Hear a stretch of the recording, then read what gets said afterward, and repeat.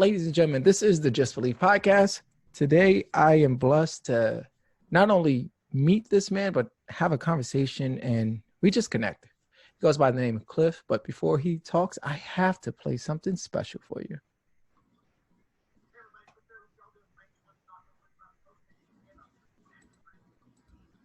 Wherever you are in your life right now, whether it's a good time, whether it's a bad time, whether you're going through a real shitty time, you're exactly where you need to be right now in your life in order to move forward, to move on to that next level of your life.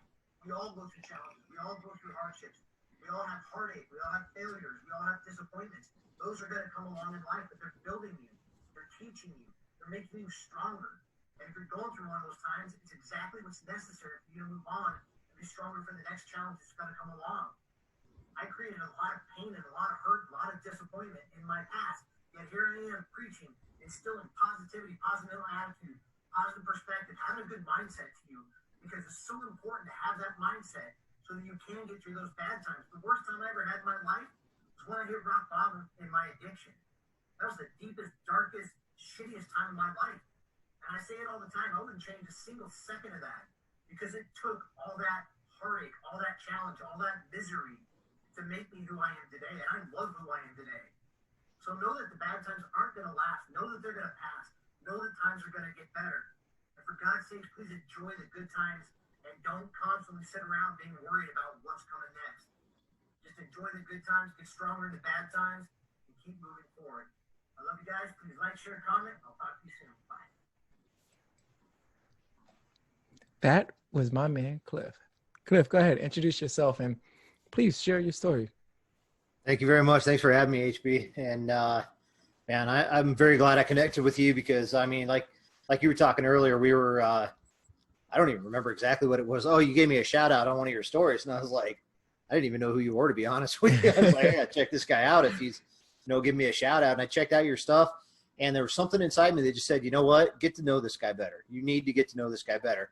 And I text you, or I DM'd you exactly that, saying, hey, tell me more about you. Something in me saying, get to know this guy better and stuff. And we just kind of hit it off from there and became friends and stuff. We had a great DM message that night. You told me your story. I told you my story, and we just kind of been connected ever since. And man, I'm very, very grateful to have met you, and I'm very honored to be on this podcast. And it's great watching that kind of stuff. It's kind of, for a long time, it was weird for me to watch myself on video. And I had a really hard time doing videos before, because I'm an introvert by nature. That's kind of who I am. I don't really get out there much, which doesn't really work with where I'm going in my life and what I want to do, being a public speaker, putting out all these videos, wanting to be a coach, helping all these people. And so it didn't really click. It didn't really go together, but I had to overcome that fear, and I had to overcome that hesitation to do it. And I had another guy I connected with on Instagram called At World of Adulation. And he's in India, and he's like, hey, I'll do an interview with you, help you break that ice so you can kind of do your first video and get out there. And ever since then, it's been great, man. I love doing videos now. It actually helped me overcome that fear. It helped me become more comfortable seeing myself. And like I said in that video, I love who I am right now. I love who I've become, but it hasn't been an easy road. It hasn't been, it has not been an easy path by any stretch of the imagination, but like I say in that video, we all go through hard times. We all experience challenges, hardships, difficulties, failures, heartbreak, everything, all that bad stuff that happens in our life. We all experience that. But what I've created now with my life, and what I try to help other people create with their life, is a mindset that helps you deal with that stuff. And I'll get into my story here in just a second. Oh yeah, Mack, no, but, you're good. It's like, you're good. The thing I kind of equated to. So my background, I was a paramedic firefighter for 19 years. And when I was a firefighter, we have a whole separate division called prevention. Well, they go out and they inspect businesses and everything. And they say, let's make sure your business is safe. Let's make sure there's no fire hazards, make sure that, we can help prevent a fire before it happens. Same thing's true about your mindset. Yeah. You do absolutely nothing to create a good, solid, strong mindset, a positive mindset, one that's going to help you look at things from the right perspective. Then you're not doing any preventative measures for those hard times, challenges, hardships, failures, heartbreaks, all that stuff that comes up in life. You're doing absolutely nothing, and you're very reactive in that sense that now bad shit happens. Sorry, can I cuss on this one? Yeah, you're good, bro. You're good. Dude, this podcast. We're all like, oh my God, I can't believe this is happening to me. Yeah. This sucks. My life is terrible. The whole world's against me, and all that stuff. And it's all bullshit. It's because you haven't prepared. You haven't done anything to make sure that you take care of yourself, focus on yourself, and create a mindset that's going to be able to navigate those challenges, learn from those challenges, and move forward and become a better person from those challenges rather than get stuck and live in misery. Oh yeah, no, definitely. Yeah, when we DM each other and we just connected, I was just like, man, his story is great. Like, hopefully he feels comfortable sharing it, because not everybody's comfortable sharing their story, which I get. You know, it's hard because, man, I have to relive this pain, and I have to I have to relive it, but I gotta show that I'm confident, especially when you're doing a live. Oh man, nobody wants that. Hi, I'm HB. Like, no, they want that strong story and that connection and that, oh, okay, I feel his pain. Oh, but he was going through this. Now I can do it too, because he went through it, and now I'm strong enough to survive. You had mentioned something about the mindset, and this was something that I tell my friends, my wife, I tell them all the time, that it starts with the foundation, right? And we may not realize how strong our foundation is or how weak it is until you hit rock bottom. You're like, man, something happened to me as a child. Now I'm a grown man or grown woman, and I'm reliving that pain, how my mom made me feel when I was 8, when I was 10, how my dad made me feel, like, or just a high school event where some kids are picking on you, something small that can just trigger and just shift you to a different direction. Yeah, no, when you said that, it just automatically, it just clicked for me. Well, I'm glad you brought up the whole foundation thing, because the name of my company, whatever you want to call it, the name of the company that I've created, Mindful Architecture, we're the architects of our own life. We create our own reality. We decide what kind of life that we want to have, that we want to build for ourselves, not just financially and with all the cool little things we can buy if we make money, but mentally. Just by ourselves. We are the architects of our lives. The reality we see is a creation of our thoughts, our beliefs, our habits, and our values. But it all starts with your thoughts. And that's exactly it, HP Mack. It's that is the foundation for everything else, is your thoughts and your mindset. And if you don't have a good foundation, everything else is going to crumble when a storm comes. It's all going to crumble. So that's the whole basis behind Mindful Architecture is, with architect your life, man, build something beautiful. But it starts with your mindset. At what point did you realize my foundation is extremely weak or non-existent? Can you walk us through this? Yeah, I can. I can basically go back and like tell my story now. Yeah, go ahead, man. Go ahead. Yeah, open up, because I created this podcast because I want people to understand you're not alone, right? And as a guest, I want you to be authentic, raw. And this podcast is unscripted, so there's no questions or anything like that. Just be yourself. I just be who you are, and that's how we connected. All right, and who I am, just so you know, when I get on these things, I can freaking talk. So if you want something, man, just butt right in and interrupt me. But I got you. You said something very important. It's all about perspective. As you know, I'm huge on perspective.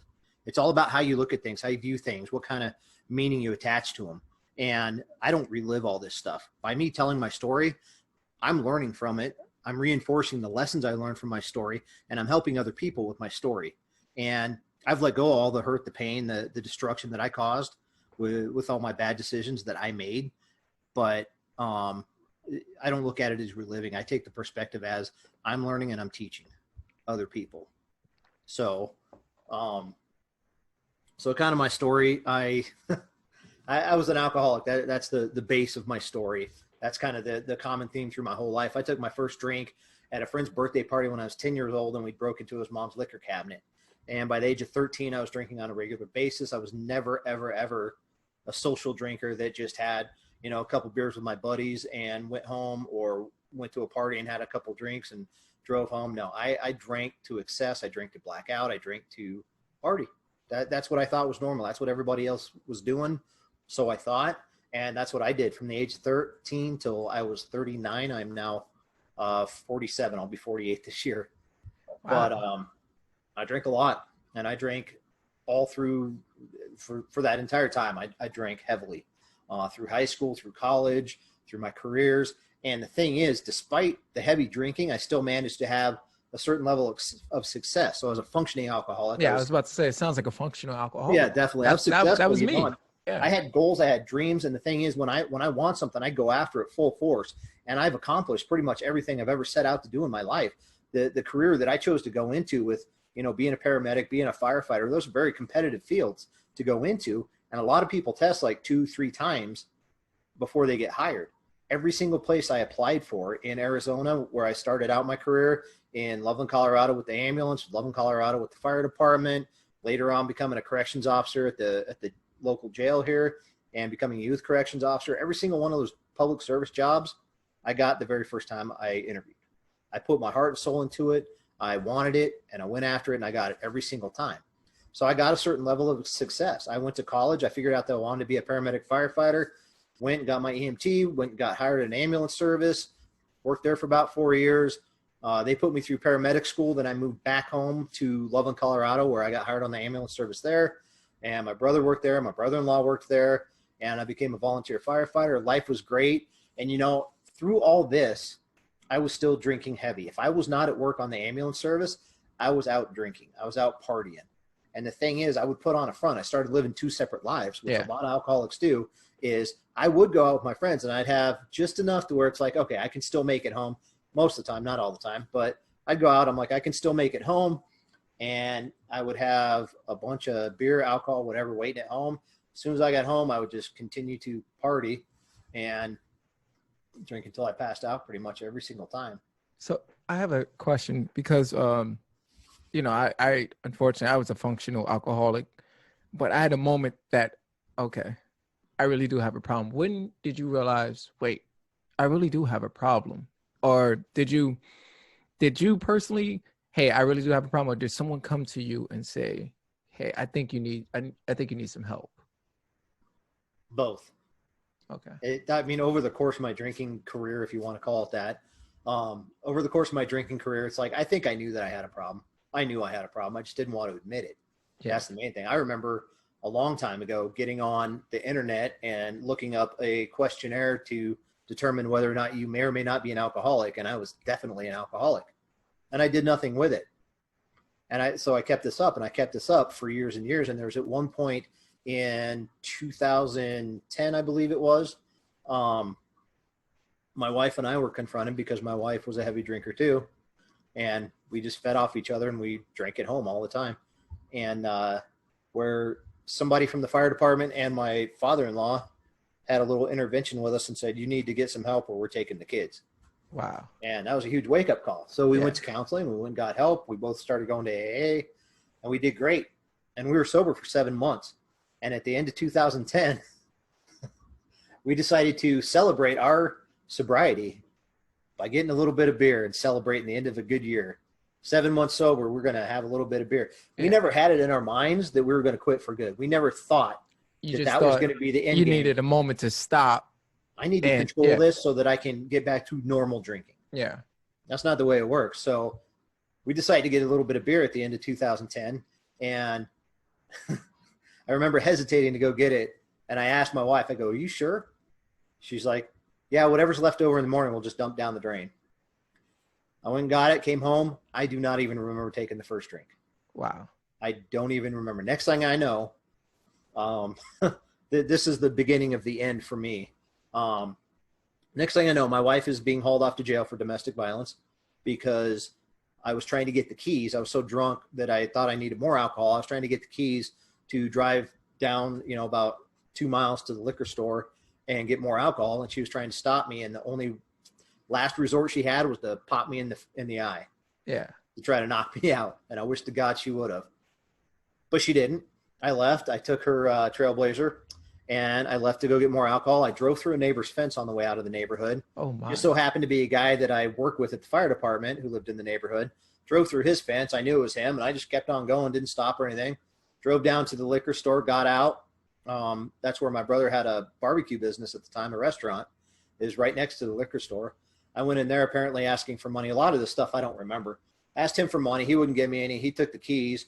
I don't remember if I got alcohol or not. I started walking back home the 2 miles, and the neighbor's fence I drove through, his girlfriend found me and picked me up because they figured out what had happened, obviously. Yeah. And brought me back home. Shortly after I got back home, the police showed up here, and obviously knew I had been drinking. Some people had reported me driving, and they knew my career, though. They knew I was a firefighter, and they're like, we don't want to jack up your career, so we're going to write you for moving violations because we actually didn't see you driving drunk. So all right, cool. And then they're like, what happened to your eye? And my wife's like, I'm not going to lie to you guys. I hit him. Automatic domestic violence. Wow. So she's getting hauled off to jail. My in-laws came and took my kids. I'm at home alone now, drunk, and just lost my family. And I was doing anything and everything to forget what was happening. To the point, and I'm an open book, Mack. I'm not ashamed to share anything. No, you're fine. Your story's going to inspire others. Trust me. If it helps one person, then it is still worth it. Yeah, and that's all it's about. What people judge me on. Yeah. I was a paramedic. I knew the damage that this stuff could do to your body. And despite that, this is how far gone I was. I was drinking. I tried huffing paint. I drank freaking acetone thinking that might give me a buzz. Nail polish remover. Yeah. All that stuff. I wake up the next day. My wife's gone. My kids are gone. I'm by myself. I have no idea what's going on. Actually, I think it was a couple days later. Finally, my wife gets out of jail. They just kept her overnight because she had no record at all. And her father-in-law brings her home, and she's like, I can't come home. That's what because they do an automatic restraining order after that. Yeah, of course. Where you can't be together. And I'm like, no, you and the kids need stability. You stay here. I'll figure out somewhere to stay. I'll go get a hotel room, whatever. So I went and I got a hotel room. That's probably the worst thing I could have done at that time. Because now I'm on my own. I have nobody to hold me accountable for. I have nobody to answer to. Now I can run wild. I don't have to worry about my kids. I don't have to worry about anything. I started missing work at the fire department. I was drinking every single day. I'd wake up and start drinking. I'd tell my wife I was going to bed at like 5 o'clock at night because I wanted to get wasted and didn't want her to know about it, which she obviously knew about it. Over a 3-week stretch, and I compare it to the movie Leaving Las Vegas. If you've never seen that, it's an older Nicolas Cage movie where he loses his job, he goes to Vegas, lives in a hotel, dates a prostitute, and pretty much drinks himself to death in hotel rooms. And you felt like that was you. That is what I was doing. Yeah. I went to 3 different hotels, drinking every single time. I ended up in detox 3 separate times. I ended up in the hospital 3 separate times. After the last time in the hospital, my mom, my sisters, they didn't want me. My wife didn't want me going back to hotels for very obvious reasons. And my mom took me in, and she's a recovering alcoholic as well. And I remember she took me back to her house, and she was going to take care of me. And she said, you probably need something to eat. You probably haven't eaten in a while. What do you want? I told her, I don't know, just like some lunch meat and bread and stuff. She said, okay. And she went to the grocery store. The second she left, I sat down at her laptop. I transferred the very last $10 that my wife and I had in our savings account to our checking account. And I walked a mile down the road to the liquor store from my mom's house, bought a big bottle of blueberry vodka. I remember exactly what kind it was, and went back to my mom's house. After all that shit, after my mom taking me in, after losing everything, because I knew I was going to probably lose my job. Yeah. Because when I got back to my mom's house, I started trying to log into my work email, and I was locked out of it. Missed a bunch of work. I knew I was up for disciplinary action probably. Human resources already knew about my drinking because that previous 7 months that I was sober, I had to let them know about that. Yeah. So they knew what was going on. They knew damn well what was going on. Well, hold on. I have a couple of questions. Yeah, what's up, man? It was something I want to backtrack just a little bit. You said that you and your wife both decided to go to rehab and get help and learn how to detox, right? How was that?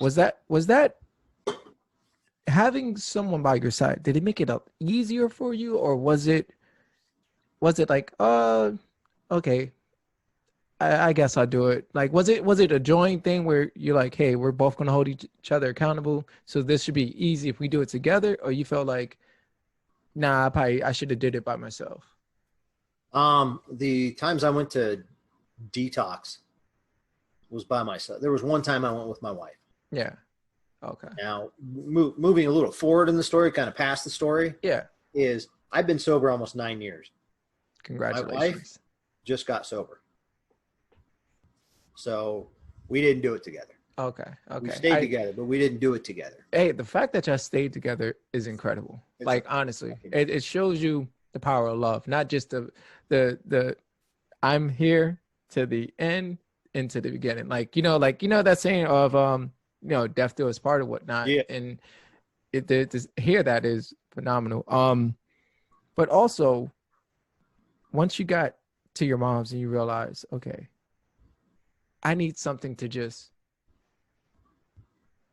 help me out. I guess to help you just balance that you thought at that time, like, okay, I just need $10. I'm going to go get this blueberry vodka just to help me balance. And then from there, I'll figure it out tomorrow. Or wasn't even thinking, it was just like look, man, I'm used to this. I just need it now. Yep. I was used to it. It was my go-to. It was my way out. It was my way to escape the reality, which is all it is self-medicating. It's escaping reality. It's escaping the fact that I was, fucking up at work, that I messed up with my family, that I caused so much hurt, all that stuff. Even though I'd been through all that stuff the previous 3 weeks, it didn't matter. I had to cope somehow, and I could not handle it. And that was what I had to cope, because that's what I used my entire freaking life to cope with this stuff. Yeah. And I sat there at my mom's house, at her laptop with that blueberry vodka right next to me. And I was trying to get on my work email, and I couldn't get in, and I knew I was locked out. And I was trying to think of anything I could do, trying to justify everything in my head.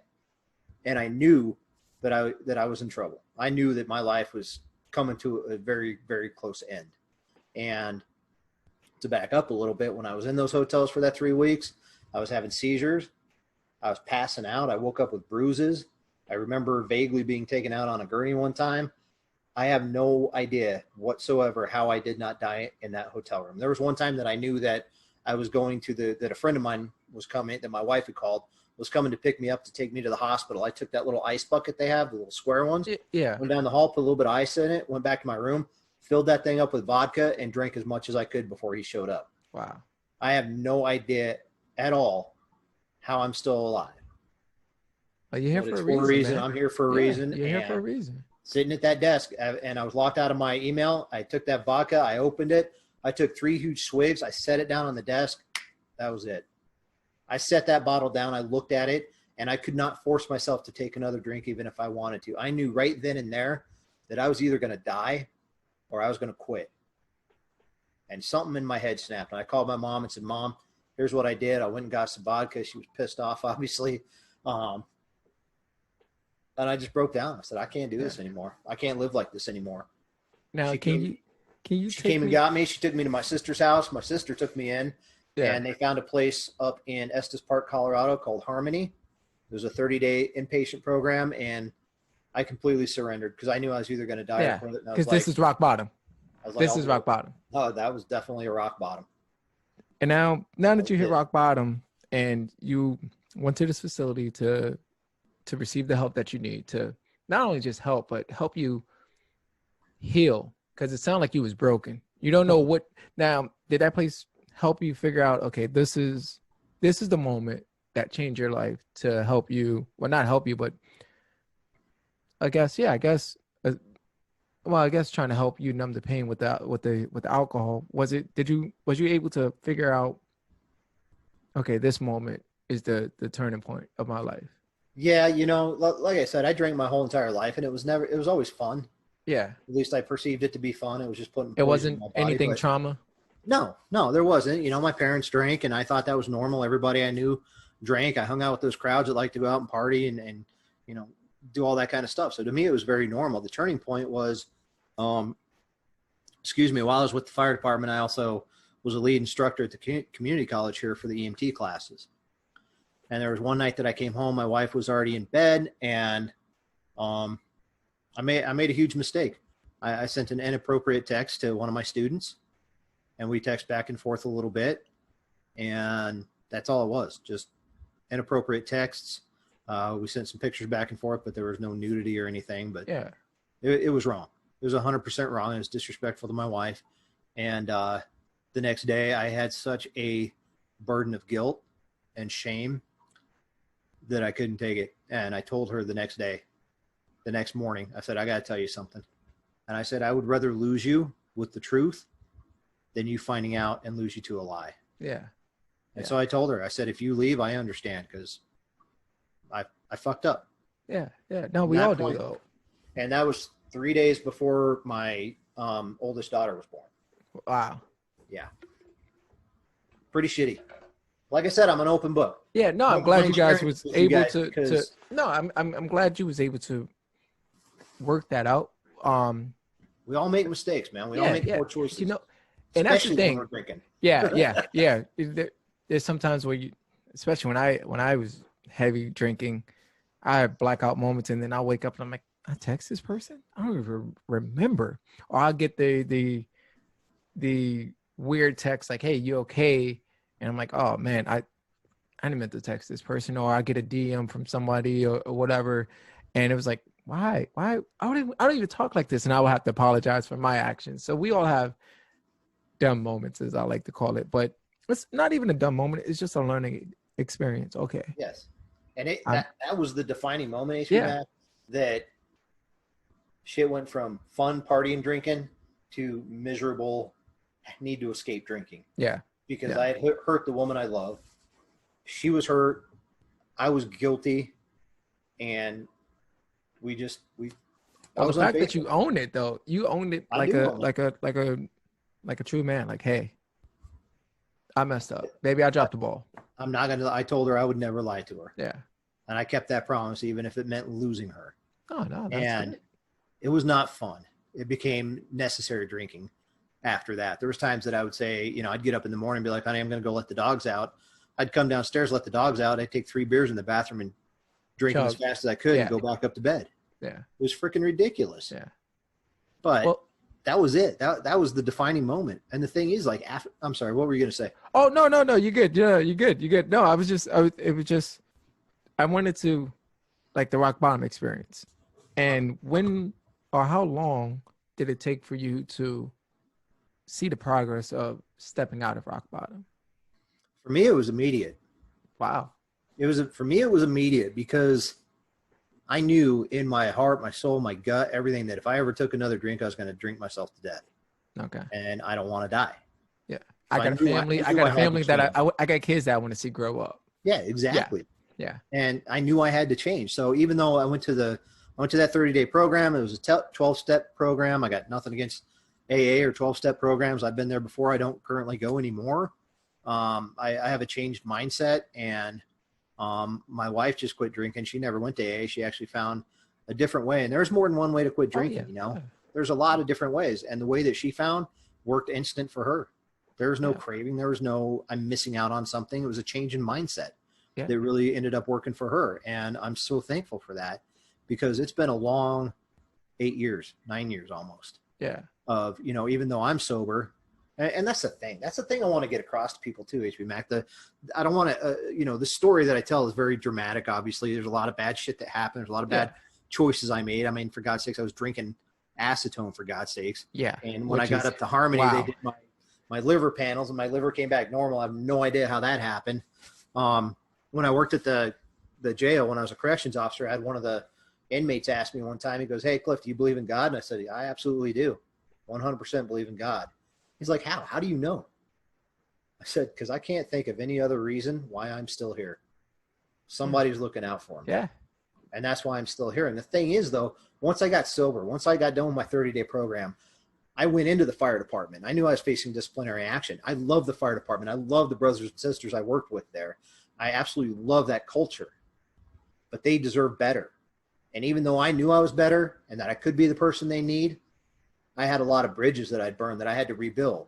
And in that line of work, when you got someone's life in your hands that you have to go into a burning building with, or whatever the situation is, you need to be able you need to be able to trust that person right then. It's all about trust. Like, you're going to be there when I say you're going to be there, right? Yeah. And they deserve somebody that could give them that right now. And so I went in, and out of love for the fire department, I resigned. I said, "You guys deserve somebody that can give you this trust right now. And it's going to take me time to earn that back from a lot of people, and they deserve better than that." So I resigned from the fire department. I had no direction, no backup plan, no money saved up, no retirement, nothing. But you knew it wasn't a good fit. I left. Yeah. And I walked away from a 19-year career. What am I going to do now? Well, I actually ended up staying home for about 8 months. And then it's like, okay, I need to get a job because I got to pay bills and stuff like that. And I was lost for a lot of years, man. And I went to work in the oil field, which I absolutely hated. I got a lot of respect for the people that work in the oil field, but it's not for me. Yeah. I did that for about 4.5, 5 years working in the oil field. And I absolutely hated every day of it. And I was lost, and I'm like, what am I going to do with my life now? You know, Yeah. I'm 40 years old. I'm getting to be like 43 now, and I have no direction. I have no idea what I'm going to do with my life. I started looking for jobs in the same line of work that I was used to, because being a firefighter, paramedic, public service, that's all I've ever known. Yeah. And it probably was hard because of the background, I would assume. Oh, I could imagine. With your background check? It is, but after 5 years, that's okay. The limit they look is back 5 years. But I started thinking about it, and I was like, do I really want to go back into that? Because although I love that line of work, the last couple of years that I was in that line of work, some of the calls I went on started sticking with me a lot more than I liked. So it was probably time for me to stop doing that kind of work anyways. Because now you're taking work home. Yeah. And it was never like that. It's like, okay, when my shift is over, I'm good. But now it's like, oh, wait, I'm actually thinking about work when I'm home. This is affecting me in a way. There's a lot of stuff that you see that you can't unsee. There's a lot of stuff that sticks with you, the really bad calls, and I still think about some of them sometimes, and they've stuck with me. And they're things that I'll probably never forget, but that's a choice I made, and that's a career I chose, and I accept that. Yeah. And I accept that I did everything I possibly could on every single one of those calls, but it didn't make seeing that kind of stuff any easier. Yeah. But so it's probably good. It kind of worked out. It's probably a good time for me to get out of that line of work. So I didn't really want to get back into that, even though that's what I was kind of looking at. I'm like, I don't really want to do that, but that's all I know how to do. So what do I do now? And I'll tell you, man, I was like, okay, I've done so much stuff. That's the longest one I did. I did get back to public service, like I said, being a corrections officer after being, sober 5 years and not having anything else on my driving record. Got hired as a sheriff's deputy, worked in the jail. Got hired as a youth corrections officer, did that for a short period of time. And then I was like, I'm done with public service. Yeah. And I got out of that. And I'd already started mindful architecture because I was actually driving to work one time. And the thing is, like, after I got sober, HP Mack, I didn't go out on some big sobriety crusade of I'm going to save the whole world from alcohol and everything. And it's so, there's plenty of people out there doing that. Yeah. And I'm so grateful for those people that are doing that. But I needed my life to be about more than just alcohol. Yeah. Alcohol had controlled my life for far too long. And you're not going to talk about it. Yeah. No, it's great. Get sober. Yeah. But now, when did you realize, okay, this is it. I'm going all in with this mindful architect. Like, this is it. This is my passion now. Like, I really want to show people, hey, you can really reset your mind and not only think about these things, but actually achieve it. April 4th, 2016. I love it. I love it. If you're listening, he didn't even look at anything. Sorry. No, you're fine, man. You're fine. But there's moments in life where we don't know, like, our purpose, I guess you could say, and you just figure out, like, okay, I'm just going to do this, and then something happened, and an event happens, and then you figure out, okay, this is my purpose. Now I'm going to use this and give this gift away. I found the gift that God or the universe or whatever thing that you believe in told me to, hey, this is your gift. Now share it with the world. And you said April 6th. So here's my wallet. Yeah. You open it up right back here, little piece of paper. Okay. When you have thoughts that come to your mind, I'm talking to like whoever's listening to this, when you have thoughts, dreams, desires, big aha moments that come to your mind, do not dismiss them. Do not just let them lie and start coming up with the excuses that's driven by fear and doubt, saying, I couldn't do that. I'm not talented. I'm not worthy. I'm not smart enough. I don't have a college education. I don't have any of that stuff. Do not dismiss these thoughts. These are your dreams trying to talk to you. Okay. Yeah. I carry this with me every single day and I take it out and I read it all the time, but it was actually April 4th, 2016. It says, today I came to the realization and awakening that I truly believe I was put on this earth to help others, to inspire, motivate, and help others become what they want, to empower them to achieve their dreams and overcome the hurdles that hold them back. With this, I also believe I was put here to give back, support, and give to those less fortunate and in need. I will pursue this mission, journey, and dream With all that I have, I will not fail and I will not quit. If I hit a wall, I will climb over it. If I fall, I will get back up. If I experience failure, I will learn from them, and they will make me stronger and more determined. But I will not give up, and I will not fail. And I was driving to work in the oil field, and this came to me. Yeah. It's been Powerful. my entire life helping people Yeah. through public service. And I kept looking for other jobs that were going to be helping people. And it's like, you know what? I can just create this.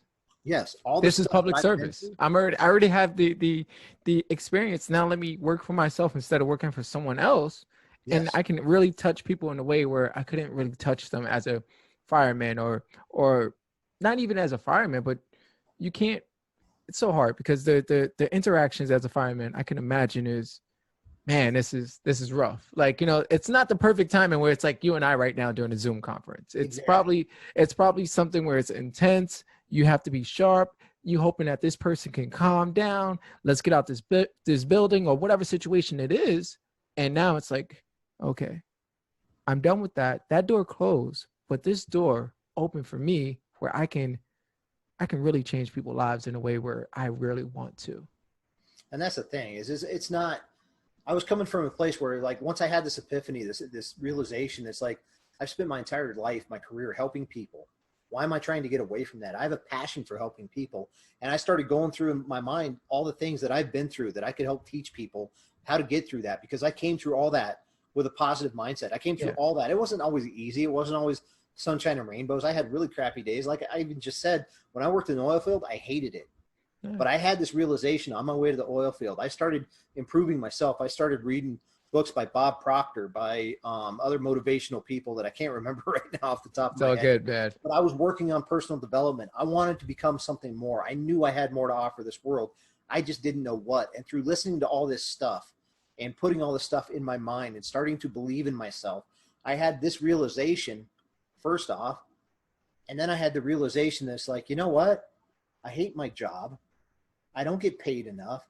I have to drive. There was one time where my work was so far away, I'd leave at 3:00 in the morning on Monday, and I would get back at about 8:00 at night on Friday, and I'd see my wife and kids on Saturday, Sunday. Yeah. And I lived out there. This is not the life. Yeah. Spending time away from my family. But that was all the wrong perspective. Yeah. I was looking at all the stuff the wrong way. I had a freaking job. I was able to pay my bills. My wife and kids love me, and they appreciate everything that I'm doing for them. I have a wife and kids. Yeah. I have freaking air in my lungs. I get to wake up every day and live this life. You got to start changing your mindset. You got to start changing your perspective. And that's where things really started to change for me. And I was like, I got to start helping people. I got to start figuring out some way to put this to use to serve others. Yeah, yeah, of course. Because that's what it's about to me, is serving other people. And so I started thinking about writing a book. I started making all kinds of notes and stuff. And I actually did start writing a book. It was actually just, I think I was talking to my son about it tonight. About 3 years ago is when I actually started posting on Instagram and really hitting it hard with the social media stuff. Yeah. And trying to build mindful. I came up with the name Mindful Architecture and started trying to build that. And it's not an easy road, man. No, but it's not. It's not. The beginning is always the hardest, but I guarantee you, if you stick with it once a year passes, you'll probably look back and think to yourself, man, I'm glad I stuck with it, you know? Yeah. And the thing is, HB, is like I told you, I started going through my head all the stuff I'd been through, man. Yeah. And ever since I got sober, so you think about me at my mom's house, sitting in that desk, not getting into my email, knowing I was in trouble at work, how devastating that was that I had to go take the last $10 from my wife and kids and buy a bottle of vodka. In the 9 years since I got sober, my best friend of 41 years passed away unexpectedly from a seizure. He was a recovering addict too, but he was sober when he died. He just had a seizure disorder and passed away one night. We just recently lost 2 of our dogs. One we found dead in the hallway, my son and I did. I've lost numerous jobs, not because I'm a crappy employee or anything like that. Yeah. It's the oil field, prices go down and they're like, got to do cutbacks. And, you show up to work one day, everything's fine. You show up the next day, they're like, show up for the unemployment meeting tomorrow. And suddenly, just like that, in the blink of an eye, you got no way to support your wife, your kids, your family, put food on the table. I've had to get food from food banks because I didn't have enough money to buy food for my wife and my kids to support my family. I've had to file bankruptcy. I've had cars repossessed. And now look at you now, though. And I told you 3 years ago, almost, I started hitting social media hard. When I made the decision to start hitting social media hard, I had just gotten hired as the youth corrections officer, went away to the training in Denver. It was a 2-week training, went away for a week, came back, saw my wife and kids, went down for the second week, came back after the second week. My wife's gone. My kids are gone. All their stuff is gone. She had left. Okay. Okay. Yeah. Choice. We all have choices in this life. Yeah. We all get to decide what kind of reality is. Where I started out, we create the reality that we want for ourselves. And at that defining moment right there, the defining moment when I hit rock bottom, at that defining moment right there, at the moment that I had to file bankruptcy, at the moment that I couldn't put food on the table for my kids, at the moment that I had that car repossessed, every single one of those moments that I crossed over the last 9 years, I could have sat there and said, this sucks. The world is against me. I'm a failure. I'm worthless. I give up. I'm just going to exist. I'm just going to do what I need to get by. And, fuck it. I can't do it. It's too much. I can't make it. Or at that moment when I came home, my wife was gone. My kids were gone. I got a note on the table saying, I'm not coming back. Okay. And I'm not going into details or anything about it. Nah, you don't have to, man. That's the one thing I don't talk about. But so my yeah, wife, for personal reasons, but we're back together now. But at that very moment, I could have gotten angry, bitter, resentful, hateful, and became this angry, bitter old man, even though I'm not that old. You're not at all. You're not. But I could have became angry and bitter like all those divorced people that we see. Or I said, you know what? I can approach this with love, understanding, forgiveness, acceptance. I can learn from this. Yeah. And I did. I sat and I said to myself, who am I without her? Who am I? If you take all this stuff away, and this is so important for people to think about, is if you think about everything you have in your life that you value, your house, your car, your job, your kids, your wife, your cool little Mack hat. Yeah. Your tapestry, every single thing. Everything. You think defines you. A lot of people define themselves by their jobs. Yeah. If you take all that stuff and you take it away and you imagine in your mind that you lost it, and that may sound like a really bad no, but it's true. But sit there and think about it. Okay, without all this crap, who am I? Who am I? Yeah. It's the hardest question. It's the hardest question that some people are scared to ask because they know the answer. I'm nobody.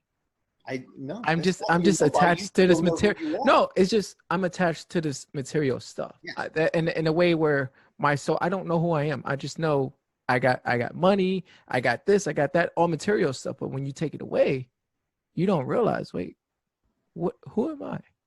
And then you have to search for who you are. And that's the scariest thing, because it's like, I don't know who I am. Yeah, but it's scarier to think about it and imagine it and prepare yourself for it, or is it scary to experience it? Oh, experience it. Some people think it's experience because it's like they think, but it's not. Like what they experience. Like when I hit rock bottom, I had to figure out who am I. I looked at everything. I wrote. I got a journal. I wrote for about 9 months and went on vacation. Came back and read it, and I was just like, wow, I got to reinvent myself. Yeah, because I don't know who I am. That's the beautiful thing about it, though, Mack. You can reinvent yourself when you get to that point, or you even don't wait till you get to that point. Imagine that. Sit there, meditate on it, and say, all the stuff I value that I used to define who I am is gone. Yeah. Who am I without all this stuff? Who am I? Am I going to survive? Am I strong enough? Am I mentally tough enough? Do I have what it takes to survive, or am I going to crumble? Yeah. Yeah. You know, there's a great quote that says, the world breaks everyone, but afterwards, some of us are stronger in the broken places. Well, why isn't everybody? Because a lot of people don't know how to pick themselves back up, put the pieces back together, get stronger where the cracks are, and create a new person that can survive all that stuff. Yes. You can create whatever the hell you want to create with your life. You can become whoever you want to become if you detach yourself from all the exterior things that you think define you, because they don't. Because one of the biggest things that I tell people is everything in this world is temporary. And I actually got this when I was talking to people in jail, and they're down and they're depressed and they're angry and they're bitter at the system and they're, ashamed of what they've done to end up in jail, and What's their life going to be like? Their life is over. All these negative thoughts. I said, It's look, just temporary pain, man. Look at this. I go, me, the walls, your cell, all the other inmates you're in here with. This is temporary. Yeah. This is going to end unless you keep making the same mistakes over and over again. Yeah. This is going to end. Everything in your life is going to end at some point. Everything in your life is temporary. You're the only person you have from birth to death. Yeah. Okay. I love my wife to death, but there's a time in my life that I didn't even know she existed. Yeah, of course. Okay? Way I didn't before have kids my entire life. Yeah. They're a temporary part of my life. They're a temporary part towards the end of my life, the second half of my life. Hopefully they're here for the rest of my life. Yeah. But once that day arrived and I came home to that note in an empty house, okay. That was the epiphany. Like I have to figure this out. I have to figure out who am I. Yeah. Cars come and go, clothes come and go, houses come and go. Every single thing you have can be taken away from you. Every single thing, your parents, your friends, your family, your job, your money, everything can be taken away from you. Everything is temporary. It's going to come and go. You are it.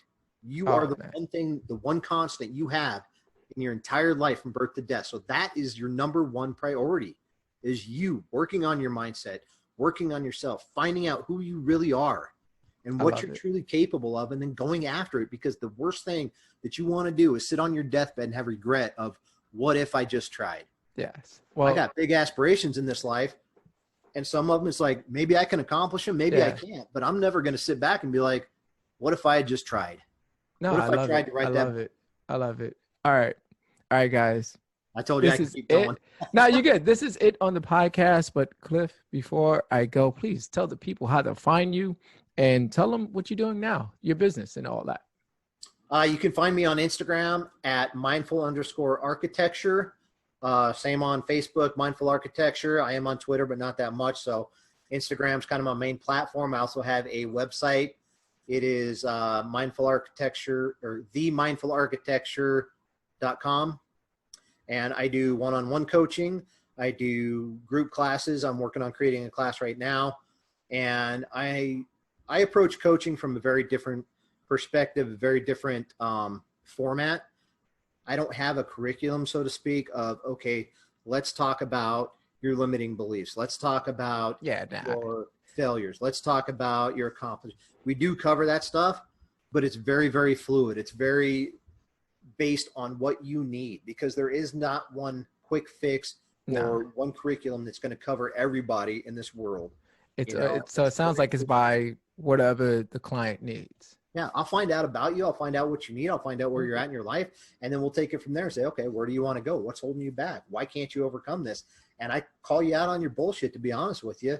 If you got all these excuses that you're using of, I don't have time, I'm waiting for the kids to grow, I'm waiting to make more money, I'm waiting for my bankruptcy to be done, it's all bullshit. And Got it. Okay. Got it. Very real and down to earth, and I'm nice too. I'm not a mean guy. No, you're not. You're not. Sometimes some people just need to that hard, hey, instead of like, hey, it's okay. Like sometimes people do need that hard talk, that firm talk. Yeah. But thank you, man. I appreciate you being a guest. I'm grateful for, no, it's fine. I'm grateful for our connection. This was outstanding. And till then, I'll see you next time. Thanks, guys.